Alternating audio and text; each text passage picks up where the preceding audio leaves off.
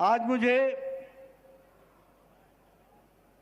बहुचर राज जी के माता जी के मंदिर में नमन करने का सौभाग्य प्राप्त हुआ।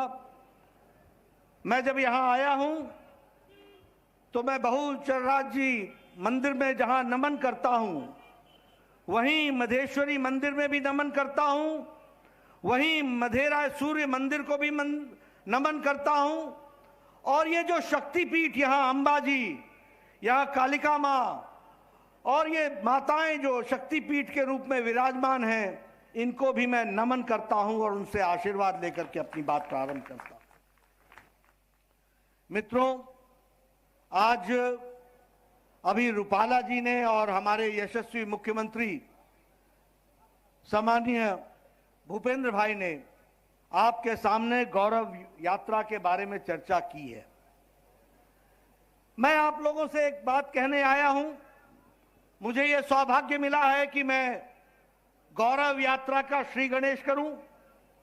5 स्थानों से यह गौरव यात्रा गुजरात में चलने वाली है। आज मैं द्वारका पीठ पर जाने वाला हूं, वहां से भी गौरव यात्रा का प्रारंभ करूंगा।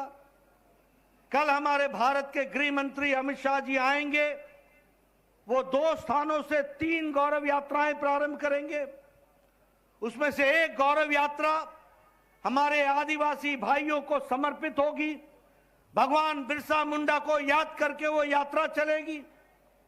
मैं इन तमाम यात्राओं के प्रारंभ में जो मुझे यहां सौभाग्य मिला है कि मैं इस यात्रा का प्रारंभ करूं, मैं अपनी ओर से आप सबको बहुत बहुत बधाई देता हूं और धन्यवाद देता हूं कि गुजरात के प्रदेश अध्यक्ष और उनकी टीम ने इस गौरव यात्रा को निकालने का निर्णय लिया। मित्रों, ये गौरव यात्रा कोई भारतीय जनता पार्टी की गौरव यात्रा नहीं है। ये यात्रा निकालने वाली भारतीय जनता पार्टी हो सकती है। ये गौरव यात्रा सिर्फ गुजरात की गौरव यात्रा नहीं है। ये गौरव यात्रा भारत के गौरव को स्थापित करने वाली गौरव यात्रा है।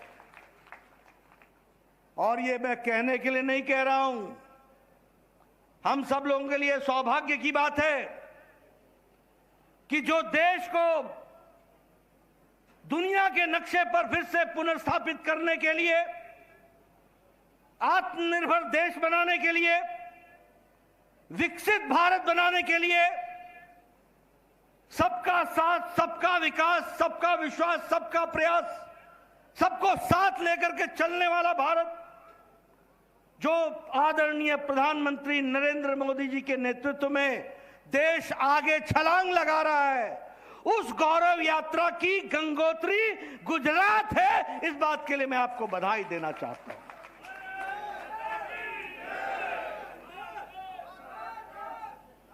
उसकी गंगोत्री है तो गुजरात है।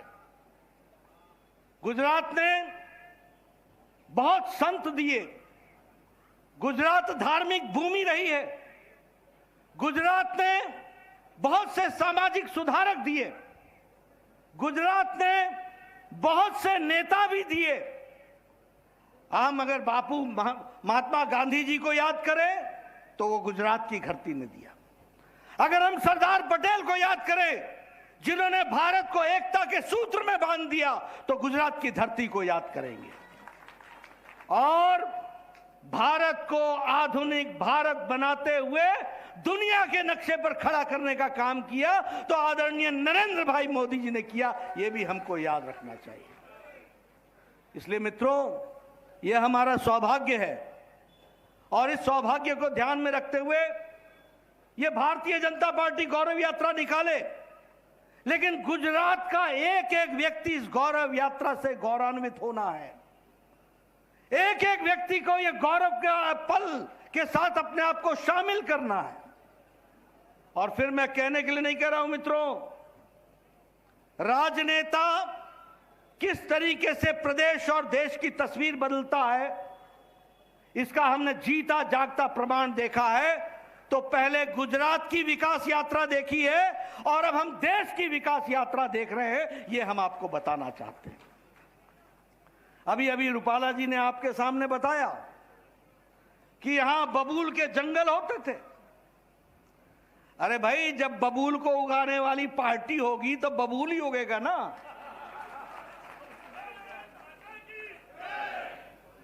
रोपे पेड़ बबूल का, आम कहां से होए। ये बबूल को लगाने वाले ही लोग तो थे।